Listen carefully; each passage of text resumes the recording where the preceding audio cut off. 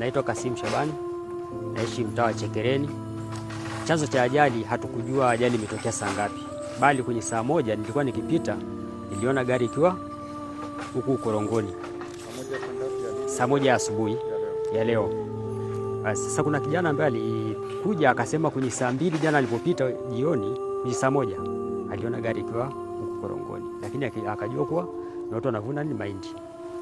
Baada ya kuja hapa, nilipokuja kuangalia sikukuta mtu hata mmoja. Nikajua labda ajali ilipotokea labda kuna majeruhi yalitokea wakawa wamemchukua mpeleka hospitali. Mimi sikusogea kwenye gari, nikawa nimetoka.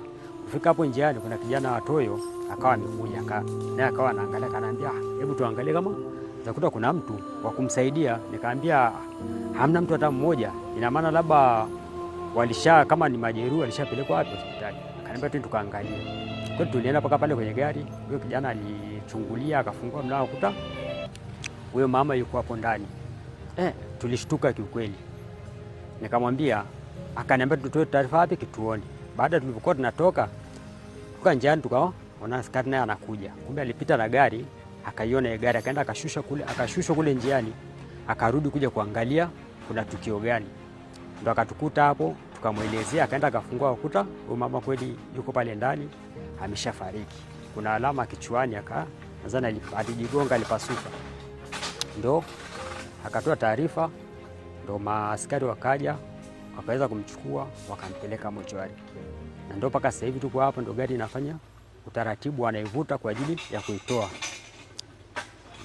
Muonekano wake ulikopoje? Huyo mama ni mnene mwembamba? Ni mnene wa wastani, sio mnene sana, sio mwembamba sana, ni wa wastani.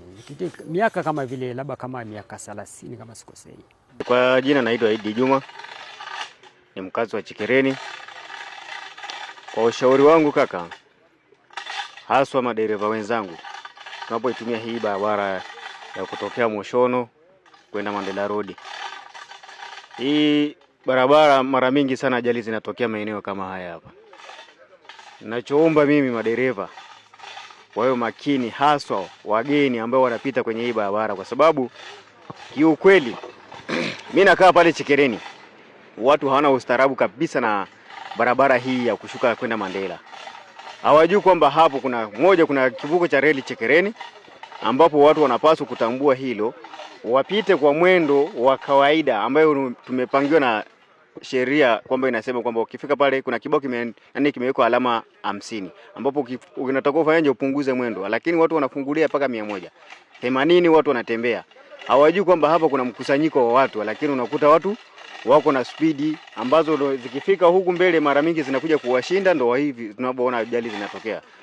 Tunachukia sana hata sisi wenyewe, ndio maana tunakuja kufikiria, kunasema kwamba ingekuwa kuna uwezekano au serikali inatusikia, wangetuwekea hata bamsi pale kabla hawajaweza kuvuka reli, ili watu wapunguze mwendo, kwa sababu kuna watoto wanavuka pale na ajali nyingi zinatokea kwa ajili ya watoto wanagongwa. Kutokana na nini? Watu wanatembea mwendo usiokuwa wa kisheria.